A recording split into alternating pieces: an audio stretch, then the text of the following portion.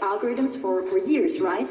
And so we cannot show this, but we can only wonder what happens if you already change your opinions over 7 weeks. We can already wonder what happens if you keep using these tools for several years, for example.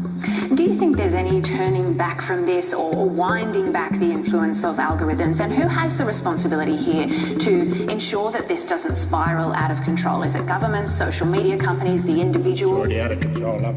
Yeah, so thank you very much for this question, because it's very strongly linked to one of the most surprising aspects of this study, because so far I've been talking about the people who came to our study with the chronological feed and were then assigned by us to the algorithmic feed. But we saw that for people who came to us using the algorithmic feed and we then assigned them to the chronological feed, we don't see any changes in opinions for these people. And that's fascinating, because it means the effects are sticky, right? It's easier to shift your opinions with the algorithm, to kind of shift them back in another direction by turning off the algorithm. So our study clearly suggests that there's something sticky about it. And for us, that's one of the more important policy implications, because it also means that you can't just undo certain types of like restructuring, for example, of the kinds of accounts that people follow, or even the opinions that they have built. You can't just switch that back.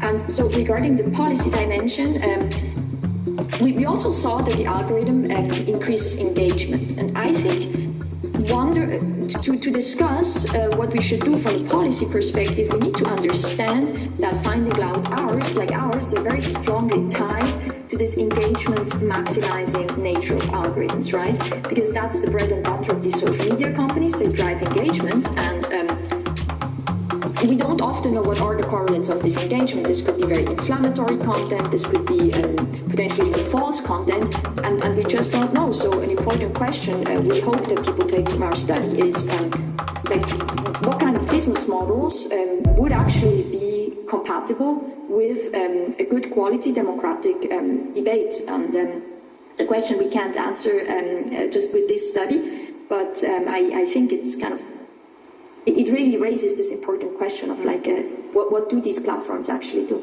Feline Widmer, it's fascinating research. Thank you so much for speaking with us. Thank you for having me.